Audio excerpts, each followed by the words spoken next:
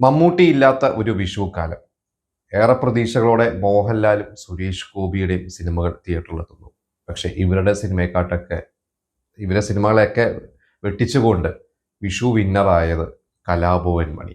അങ്ങനെ ഒരു വിഷു കാലമുണ്ട്. ആ ഒരു വിഷു കാലമാണ് 2001. ഞാൻ ആ ഒരു സീസണിനെ കുറിച്ചുള്ള സിനിമകളെ കുറിച്ചാണ് ഡിസ്കസ് ചെയ്യാൻ പോകുന്നത്.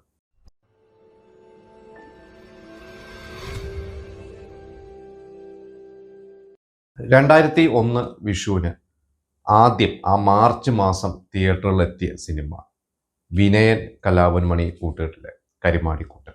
അപ്പോൾ വിനയൻ എന്ന സംവിധായകൻ അന്ന് ഹിറ്റുകൾ ഇങ്ങനെ കൊടുത്തുകൊണ്ടിരിക്കുന്ന ഒരു സമയമാണ്. 1999 വാസന്തി പിന്നെ ഞാനും എന്ന് പറയുന്ന ഒരു സിനിമ റിലീസാവുന്നത്. അതോടുകൂടിയാണ് വിനയൻ കലാഭവൻ മണി അല്ലെങ്കിൽ കലാഭവൻ മണി നായകനാക്കിയ സിനിമകൾ ചെയ്യാമെന്നുള്ളൊരു കോൺഫിഡൻസ് ഡയറക്ടേഴ്സിന് വരുന്നത്. പ്രത്യേകിച്ച് വിനയൻ കലാഭവൻ മണി കൂട്ടുകെട്ട് വളരെ പ്രതീക്ഷയാവുന്നത്.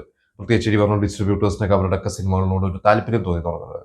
അപ്പോൾ വാസന്തി ലക്ഷ്മിയും ഈ പറഞ്ഞ അവാർഡ്സ് ഒക്കെ ദിലീപിന് കലാഭവൻ മണിക്ക് ലഭിക്കുന്നു. അത് കഴിഞ്ഞിട്ട് പിന്നീട് വിനയൻ മറ്റ് നടന്മാരെ വെച്ചിട്ടൊക്കെ സിനിമകളൊക്കെ ചെയ്തിട്ടുണ്ട്.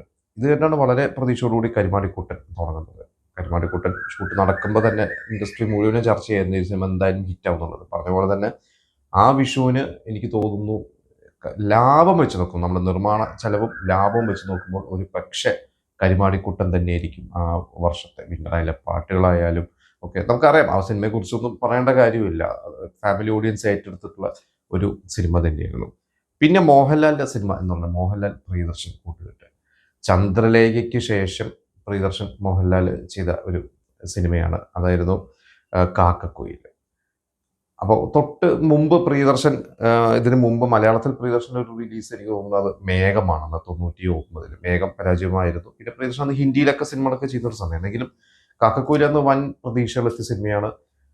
നല്ല സിനിമയാണ്, നമ്മളെല്ലാവരും റിപ്പീറ്റായിട്ട് കാണുന്ന സിനിമയാണ്. പക്ഷെ ഈ പറയുന്ന ഒരു ചന്ദ്രലേഖയോ അല്ലെങ്കിൽ അതിനു മുമ്പുള്ള കിലുക്കോ തേന്മാവിൽ കൊമ്പത്തോ അങ്ങനെയുള്ള ആ ഒരു സിനിമകളുണ്ട്. പ്രത്യേകിച്ച് ചന്ദ്രലേഖയായിട്ടായിരുന്നു ഒരു കമ്പാരിസൺ. പക്ഷെ ചന്ദ്രലേഖയുടെ ഒരു വിജയം കാക്കക്കുയിൽ നേടാൻ പറ്റിയില്ല. കാക്കക്കുയിൽ ഒരു ഹിറ്റായ ഒരു സിനിമ തന്നെയായിരുന്നു. പക്ഷെ അതങ്ങനെ കഴിഞ്ഞ സിനിമകൾ വെച്ച് നോക്കുമ്പോൾ അല്ലെ ഒരു ബ്ലോക്ക് ബസ്റ്റർ അല്ല. അല്ല, ഇഷ്ടപ്പെടും. എനിക്ക് തോന്നുന്നു അന്നൊക്കെ ഞാനൊക്കെ തിയേറ്ററിലെ സിനിമ കാണാൻ പോകുമ്പോഴൊക്കെ നല്ല തിരക്കട. ഏകദേശം 4 ദിവസം 5 ദിവസം ആയിട്ടാണ് സിനിമ കാണാൻ പോകുന്നത്. തിയേറ്ററിൽ ഫുള്ളാണ്. പക്ഷെ അന്ന് ഒരു മിക്സഡ് ഒപ്പീനിയനാണ്. കാക്കക്കുയിൽ പോരാ, ചിലവർ നല്ല രസമാണ് എന്നൊക്കെ പറഞ്ഞാൽ അങ്ങനെ ഒരു മിക്സഡ് ഒപ്പീനിയൻ ആയിരുന്നു അന്ന് തിയേറ്ററിലുള്ളതായിട്ട് എനിക്ക് ഓർമ്മ. തൃശ്ശൂർ രാമദാസിലാണ് ആ സിനിമ. ഞാനൊക്കെ ഭയങ്കരമായിട്ട് എൻജോയ് ചെയ്ത് കണ്ട സിനിമയാണ്. നമുക്ക് മുകേഷ് മോഹൻലാൽ കൂട്ടുകെട്ട് നമ്മളൊക്കെ ഒരുപാട് എൻജോയ് ചെയ്തില്ല. അവർ രണ്ടുപേരും വന്നതിന് ഒരു പ്രത്യേക കെമിസ്ട്രി ഉണ്ട്. പ്രിയദർശനൊക്കെ അന്ന് മുകേഷിനോട് പറഞ്ഞതായിട്ട് ഞാൻ കേട്ടിട്ടുണ്ട്. അതിൽ ഇങ്ങനെ തുടങ്ങാൻ പോവാണ്, വേറെ ആരുമില്ല വേഷം ചെയ്യാൻ, കുറച്ച് ദിവസം മാറ്റി വെക്കണം നിർബന്ധമായിട്ട്. മുകേഷ് എന്ന നായകനായിട്ടും സിനിമകൾ ചെയ്യുന്ന ഒരു സമയം തന്നെയായിരുന്നു. എന്തായാലും കാക്കക്കുയിൽ അന്ന് കരിമാടിക്കുട്ടൻ്റെ താഴെയാണ് ലാഭം വെച്ച് നോക്കുമ്പോൾ എന്നുള്ളതാണ് മനസ്സിലാക്കിയത്. നമുക്കൊരു ഒരു കളക്ഷൻ വെച്ച് നോക്കുമ്പോൾ ചിലപ്പോൾ ഒരുപക്ഷെ കരിമാടിക്കുട്ടനെക്കാട്ടും കാക്കക്കുയിൽ കളക്ട് ചെയ്തിട്ടുണ്ടാവും, ഗ്രോസ് കളക്ഷൻ. പക്ഷെ അതിൻ്റെ ഒരു ബഡ്ജറ്റൊക്കെ വെച്ച് നോക്കുമ്പോൾ എനിക്ക് തോന്നുന്നു കരിമാടിക്കുട്ടൻ തന്നെയാണ് നമ്പർ 1 നിൽക്കുന്നത്. എങ്കിലും കാക്കക്കുയിൽ എൻ്റെ ഫേവറേറ്റ് ആണ്.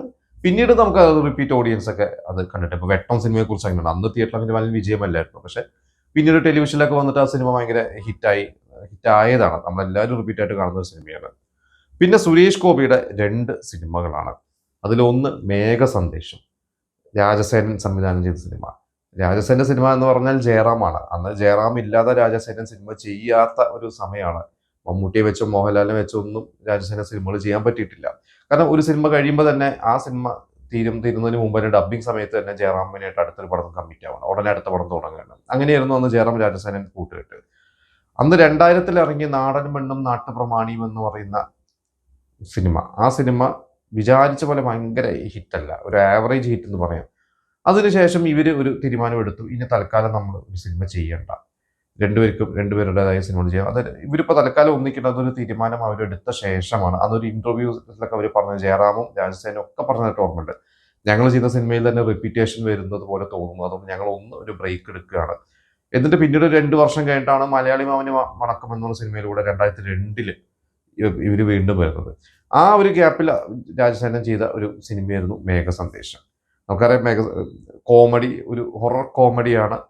സുരേഷ് ഗോപി അന്ന് ആക്ഷൻ റോളുകൾ ചെയ്യുന്ന സുരേഷ് ഗോപിനെ വെച്ചിട്ട് ഒരു ലൈറ്റ് ആയിട്ടുള്ള ഒരു ക്യാരക്ടർ ചെയ്യിപ്പിച്ചു. പക്ഷെ ആ സിനിമ ഇന്ന് കുറെ ട്രോളുന്നുണ്ട് ആ സിനിമയെ കുറിച്ച്. അന്നും അത് തിയേറ്ററിൽ അങ്ങനെ വലിയ വിജയമൊന്നും അല്ലായിരുന്നു. ഈ പറഞ്ഞ പോലെ കരുമാടിക്കുട്ടനും കരക്കാക്കക്കുയിലൊക്കെ ഇതിന്റെ താഴെയായിരുന്നു അതിന്റെ കളക്ഷനൊക്കെ. പക്ഷെ അതൊരു മോശം സിനിമ എന്ന് പറയാൻ പറ്റില്ല. ചിരിക്കാൻ കുറെ ഉണ്ട് ആ സിനിമയിലൊക്കെ. പക്ഷെ തമാശ രൂപേണൊക്കെ പറഞ്ഞു പിന്നെ ഇഡ്ഡലി കഴിക്കുന്ന പ്രേതം എന്നൊക്കെ പറഞ്ഞ് കുറെ കളിയാക്കലൊക്കെ നമ്മൾ ഇന്നും ട്രോളുകളൊക്കെ കാണുന്നുണ്ട്. പിന്നെ രണ്ടാം ഭാവം എന്ന് പറഞ്ഞ സിനിമ. രണ്ടാം ഭാവം സിനിമ ശരിക്കും അന്ന് തിയേറ്ററിൽ പരാജയം തന്നെയായിരുന്നു. എനിക്ക് തോന്നുന്നു മേഘസന്ദേശമാണ് രണ്ടാം ഭാവമാണ് ഏറ്റവും കൂടുതൽ കളക്ട് ചെയ്തതെന്ന് അറിയില്ല. എങ്കിൽ രണ്ടാം ഭാവം ശരിക്കും അന്ന് നിർമ്മാതാവിന് നഷ്ടമായത്. ലാൽ ജോസ് എന്ന് പറയുന്ന സംവിധായകൻ ഇത് സിനിമ വേണോ ഇത് നിർത്തി വേറെ വല്ല ജോലിക്കും പോകാമെന്ന് വരെ ചിന്തിക്കുന്ന ഒരു ഘട്ടം വന്ന സിനിമ. രണ്ടാം ഭാവം ഷൂട്ട് തുടങ്ങി പല കാരണങ്ങൾ കൊണ്ടും ഷൂട്ട് മുടങ്ങിപ്പോയി. പല ദിവസങ്ങൾ റിലീസ് വൈകി. തിലകനില്ലാതെ തിലകന്റെ ഡ്യൂപ്പിനെ വെച്ചിട്ടൊക്കെ പല സീൻസ് എടുക്കേണ്ടി വന്നു. നല്ലൊരു സിനിമയായിരുന്നു. രഞ്ജൻ പ്രമോദ് എന്ന് പറഞ്ഞ റൈറ്ററുടെ ബ്രില്യൻ്റ് ആയിട്ട് സ്ക്രിപ്റ്റ് ആയിരുന്നു. പക്ഷെ ആ സിനിമ അന്ന് തിയേറ്ററിൽ പരാജയപ്പെട്ടു. പിന്നീട് ടെലിവിഷനിലും ഒക്കെ കണ്ടിട്ടൊക്കെയാണ് ആളുകൾ, അല്ലെങ്കിൽ DVD കണ്ടിട്ടൊക്കെയാണ് ഗംഭീര സിനിമ എന്ന് പറഞ്ഞത്. പക്ഷെ ലാൽ ജോസിന് അത് വളരെയധികം വിഷമിപ്പിച്ച ഒരു കാര്യമാണ് അതിന്റെ പരാജയം. പിന്നെ ആ പരാജയത്തിന് കടന്നത്, അല്ലെങ്കിൽ അന്ന് തിരിച്ചു വന്നത് മീശ മാധവൻ എന്ന് പറയുന്ന ഒരു സിനിമ. കാരണം അതൊരു വാശിയായിരുന്നു ലാൽ ജോസിന്റെ. രഞ്ജൻ പ്രമോദ് ലാൽ ജോസ് കൂട്ടുകെട്ട് രണ്ടാം ഭാവം ഫ്ലോപ്പ് ആയ അതേ കൂട്ടുകെട്ട് തന്നെ ഒരു ഹിറ്റ് കൊടുക്കണം എന്നുകൊണ്ടാണ് അവർ മീശ മാധവനിലേക്ക് കിടക്കുന്നത്. അപ്പോൾ ഇത്രയും സിനിമകളാണ് ആ ഒരു വിഷു സീസണിൽ തിയേറ്ററിൽ ഇറങ്ങിയത്. വേറെ ഏതെങ്കിലും സിനിമകളൊന്നും കണ്ടെങ്കിൽ നിങ്ങളുടെ ഒരു ഓർമ്മയിൽ പറഞ്ഞു. ഞാനൊന്ന് റിസർച്ച് നടത്തി കഴിഞ്ഞപ്പോൾ എൻ്റെ ഒരു ഓർമ്മയിൽ വെച്ചിട്ട് ഈ 4 സിനിമകളാണ് അന്ന് തിയേറ്ററിൽ ഇറങ്ങിയത്.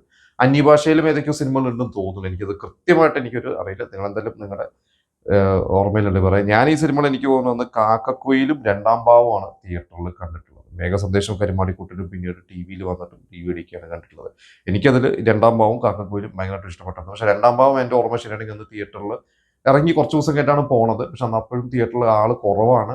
പിന്നെ ക്ലൈമാക്സ് ഒക്കെ അന്ന് കോലായതെന്നൊക്കെ എനിക്ക് ഒരു ഓർമ്മയുണ്ട്. അപ്പം എന്തോ ആളുകൾക്ക് അന്ന് ഇഷ്ടപ്പെട്ടിട്ടില്ല എന്നുള്ളത് തന്നെയാണ് രണ്ടാം ഭാവത്തിന്. കാരണം പ്രതീക്ഷ ഒരു സിനിമ അല്ലായിരിക്കും അന്ന്. പിന്നീട് ലാൽ ജോസ് തന്നെ പറഞ്ഞിട്ടുണ്ട്, റാഫി മെക്കാട്ടിൻ പറഞ്ഞു, തെങ്കാശി പട്ടണം കാണിച്ചിട്ട് നിങ്ങൾ ഇതൊന്ന് കാണുക, രണ്ടാം ഭാവം നിങ്ങൾക്ക് നല്ല രീതിയിലാക്കാൻ പോയത്. നമുക്കറിയാം രണ്ടാം ഭാവം സിനിമയിൽ അതിൽ ആ വില്ലൻ ഒരു ഒരു ഒരു അധോലോക നായകന്റെ ഒരു വലം കൈ, ഒരു ഗുണ്ട കഥാപാത്രമായിട്ടുള്ള സുരേഷ് ഗോപിയും ഒരു ട്വിൻ ബ്രദർ ആയിട്ടുള്ള ഒരു പാവത്താൻ സുരേഷ് ഗോപിയുണ്ട്. അതിൽ ആ ഒരു പാവത്താൻ സുരേഷ് ഗോപി മരിക്കുന്നതും ആ പാവത്താൻ ആണ് താനെന്ന് വിശ്വസിപ്പിച്ച് വീട്ടുകാരുടെ അടുത്ത് വന്ന് താമസിക്കുന്നതാണ് ഈ ഗുണ്ടയുടെ കഥാപാത്രം.